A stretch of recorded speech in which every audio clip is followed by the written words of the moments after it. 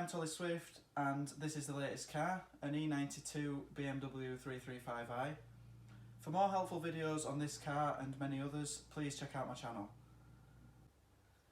It doesn't matter whether we're removing the bulbs, removing the bumper or removing the headlights completely. We need to start by removing the wheel arch liners on both sides of the car.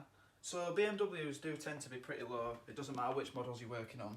So what I've done is I've had to drive onto some boards just to be able to get my jack underneath the car, and you've got a jacking point right in the centre which I've just about been able to get onto, and then you'll want to use some axle stands preferably. The other problem will be if you've got large wheels like I have, so I've got 19-inch rims on this, you won't have a lot of room in the wheel arches to work, so it will help to keep the car raised up so the suspension is dropped, allowing you more room in the wheel arch. So I'll just show you quickly where I've jacked the car up. So there's a jacking point right in the centre of the car. So if we're just removing the wheel arch liner, on the bottom lip of the bumper we've only got two 8mm screws to remove. One here and one right on the corner in front of the wheel arch. Then behind the bumper we have this screw here, this one here, and one just behind this rubber part here that all need removing.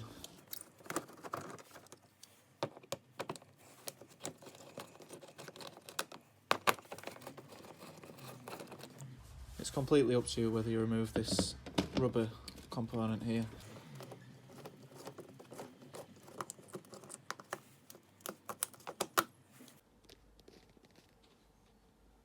So now we're continuing to the wheel arch, and we've got three 8mm screws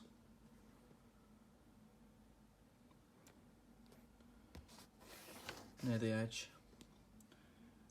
Then on this side of the car we've got the only one that we need to remove is this one, and this is the same on the other side of the car. We only need to remove an 8mm screw next to this vent here.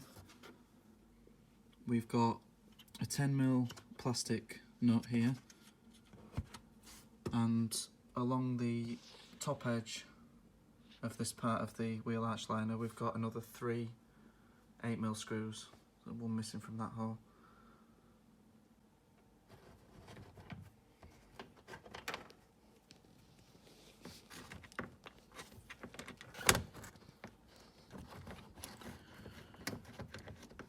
Now I have already had these screws out, but I've noticed that on BMWs the screws tend to stay okay. They're nothing like they are on VWs. This car is 14 years old and these appear to be the original screws, and I've not had one not come out yet. So we've got this one near this vent here.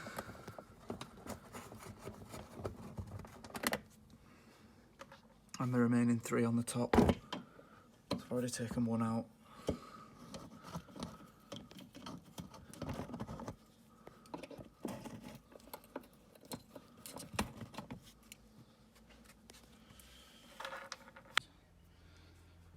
Pull the rearmost part of the trim off the stud that the 10mm nut came off, and on this edge pull the liner out.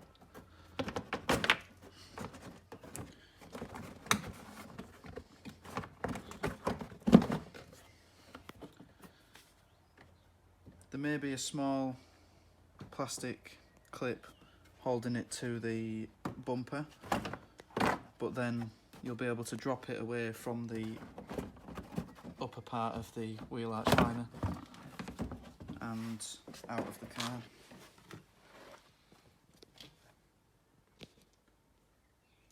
So now you've got your access to the fog light here and the headlight assembly here, but I'm going to show the bulb change removal with the headlamp assembly off the car. So first we've got the angel eyes, which are under this cover here. I'll show you on this light off the car.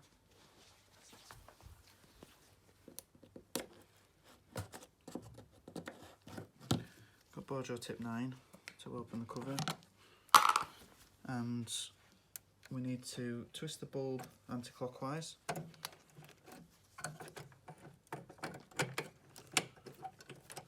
There's not a lot of room to manoeuvre, so you'll definitely want to be wearing gloves when refitting.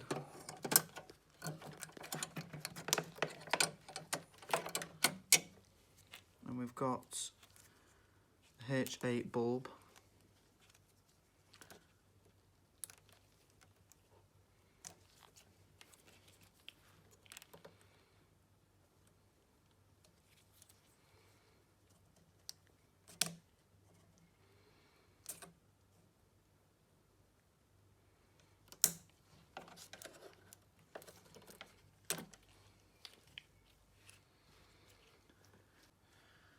To refit the bulb, it may be easier to fit the connector first because there's not a lot of room to get your hands in down there. So we're lining the bulb back up with a hole, and we need to twist it all the way round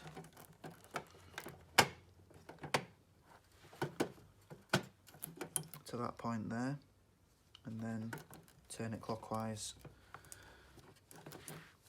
to lock it in position.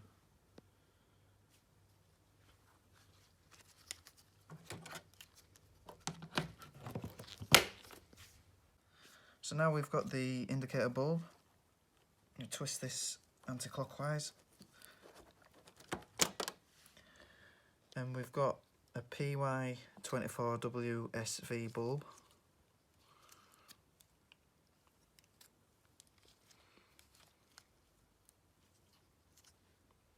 So this space is part of the bulb.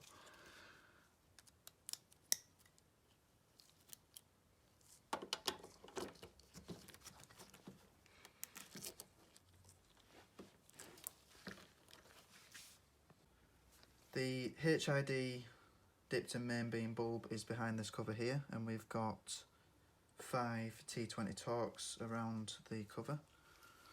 So remove them. Just going to get this clip out of the way, and with the Torx screws removed, we can take this cover off. And what we've got is a D1S bulb.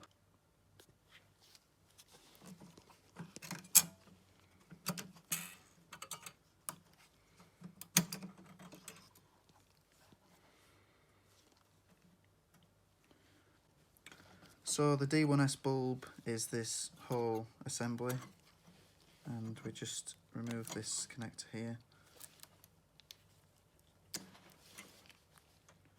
So this will be the replacement that you get.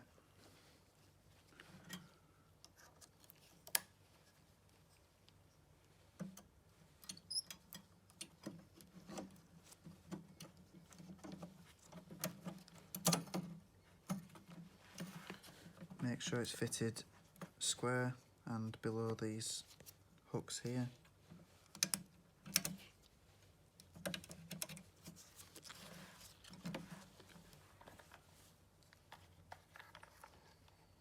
And now we can replace the cover.